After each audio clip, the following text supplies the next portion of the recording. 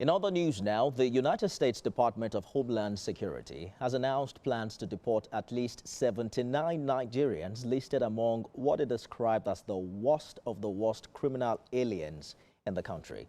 The persons listed were convicted of various offenses including fraud, drug peddling, assault, manslaughter, robbery, and related crimes. The Department of Homeland Security says the individuals were arrested as part of an intensified nationwide crackdown on criminal immigrants. According to the DHS, the move aims to fulfill President Trump's promise and carry out mass deportations starting with, quote, the worst of the worst, end quote.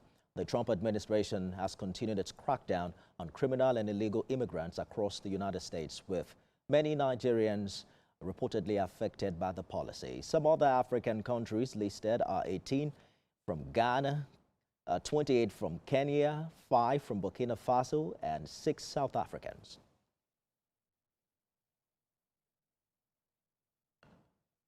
Joining me now is immigration lawyer Andrew Thomas, who's in Lagos for more on this development. Mr. Thomas, I hope you're allowed back in the U.S. when you are done in Nigeria with all of these developments that we are monitoring. But define for us first, the DHS worst of the worst list under the current Trump policy. Is it different from what it was before Trump? I don't think we should be the one parroting what they describe as worst of the worst. The Trump administration often highlights worst of the worst lists to justify enforcement priorities. That's a messaging strategy as much as an operational strategy. But I think the lingering question is, does this approach improve safety, or does it mainly drive fear in broader immigrant communities, including people with lawful cases who coincidentally may be out of status? You know, some have said, why deport these convicted Nigerians instead of keeping them locked up in American prisons? After all, they committed these offenses in America, right? Well, I can't speak to the offenses they committed. What I can speak to is that anybody who's deported is usually not a single moment. It's the end of a pipeline.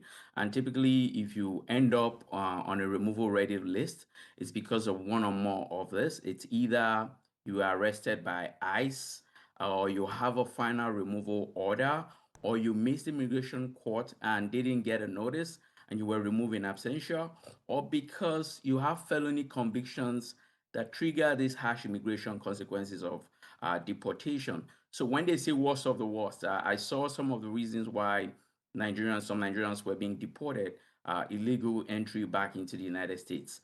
Millions of people do that too. I just believe it's more of a framing strategy to create fear in the broader immigrant community. Anybody who finds their way inside the United States has a right to the American dream. That's my position as an advocate of the law. How does this fit into Trump's bigger immigration crackdown since last year? You look at the figures now, 670,000 removals, claims of 2 million self-deportations. Is this targeting just criminals or expanding to non-criminals, even amid raids? Because we see some American citizens have even been killed in the process. What's it like for Nigerians who are living in the U.S. legally? Well, I think the more bigger question we should ask is, if Mr. Trump's administration says it wants to remove people who are a threat to public safety, what is the idea behind trying to narrow pathway for Americans who have a right to petition for their immediate relatives? That pathway has been narrowed for citizens, US citizens who have immediate relatives in at least 75 countries. So let's assume the purpose is public safety. What of Americans who have a right to bring their spouses, their parents, and their children under 21? I think that's the more important issue we should focus on, because right from when the Immigration and Nationality Act was passed, at least in 1986, there's been enforcement priority to remove those who are a threat to public safety as a matter of efficiency, because those are the first that is easy to remove, because most likely they're in custody and these offenses are felony convictions that can't even give you any immigration benefit. But Previous administrations have been doing that. There's nothing special about it. In case you don't know, during the Obama administration, he was more of a deporter in chief, as some people like to call him. He did much more than this administration. So that is not an issue. The much more important issue is those who have legal pathways.